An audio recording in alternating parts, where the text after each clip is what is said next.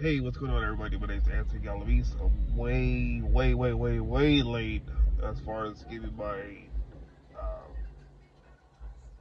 my thoughts on the Raiders' bad loss to the Steelers. Um, Man, I don't know what to say about that score. It was just one-sided, flat out. For a minute there, the Raiders figured the Raiders may, do something with this, without Devontae Adams and Jacoby Myers. Um, Obviously, that didn't happen. It looked good there for a minute when the Raiders took the lead, 7-3.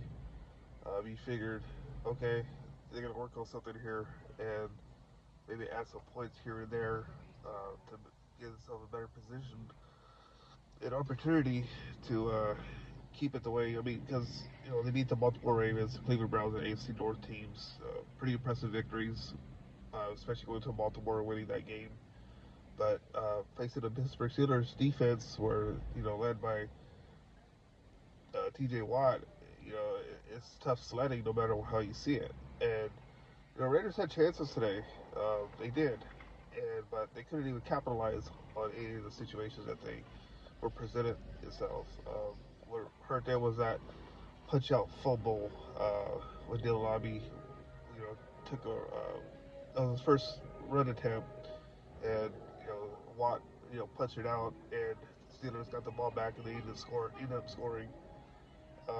So that was a tough blow for the Raiders right there. But they couldn't even just get anything going. I wasn't impressed with the play calling by the Raiders offense, led by Luke Getsy. I think Luke Getsy is on a short leash here, to be honest with you. I don't think he may make it through the year, but I think he's one and done this year. The offense continues to play the way it does, especially when you have a playmaker, Devontae Adams and Jacoby Myers. Myers was downgraded to doubtful Saturday, and he was out today. So, Raiders are pretty much thin at wide receiver. Look at this. What they had to put out there today was kind of like a preseason roster, to be honest. And you can see it also in defense too. They couldn't even stop the run. Najee Harris had his way. Uh, Hard to tackle him. Just embarrassing. Where everybody was talking about the Raider defense, where they may be one of the elite offenses in the NFL, but they're anything but that right now. And right now they're 2-4. They got a game against the Rams. That's no easy. I mean, it's all documented already how the Raiders cannot win at SoFi, that's where the game's going to be at next Sunday. Um, then the Raiders host the Kansas City Chiefs, where I'm sure Cedar Rand, Chiefs Kingdom will invade Allegiant Stadium. Kind of like how the Terrible Towels was in full force today at Allegiant. Uh, that's what's going to happen when you're playing to Vegas. But even when they're playing to Oakland, you saw a lot of fans supporting the Steelers. I've been there numerous times when the Steelers played in Oakland. Same thing with the Chiefs. Although they're really confined behind the team,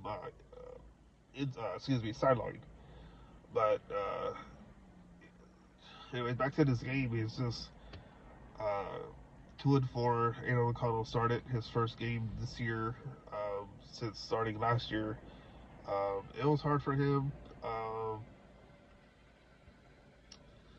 don't know. I'm just keeping it being nice right now about it because I could go off and say a lot of things about the Raiders as a whole. But I don't know. I don't know when the how you said success is going to come. What do you do with Devontae Adams? You going to keep him? There's word out of Adam Schefter today, saying that the Raiders might end up keeping him after all because no team is willing to give up a second rounder for Devontae. So we'll see what happens there. Um, uh, I don't know. I just don't know anymore. We'll see what the Raiders do. Is Devontae going to play next Sunday with the Raiders? That's it. I mean, he basically touched. He was big on, or he is big on Aiden O'Connell. So playing with Aiden O'Connell is going to probably make Devontae feel happy about that, and try to get the team back in the win column. Because I felt that the Raiders missed his presence, and not to say that if he would have played, the Raiders would have won these last two games. We just don't know.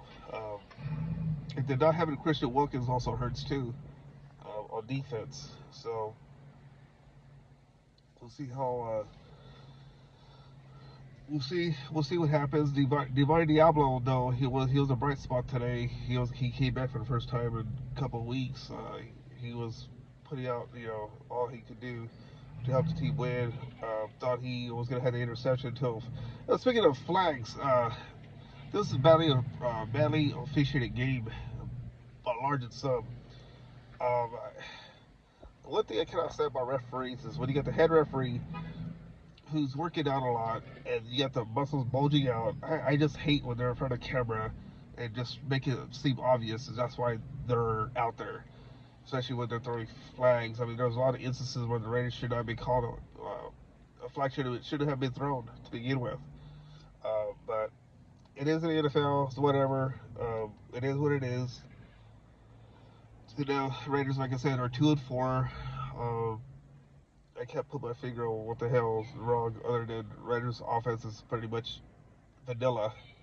I like to see some creativity once in a while, but I just will see it under Luke Getsy. Look at what Justin Fields is doing without Luke Getsy.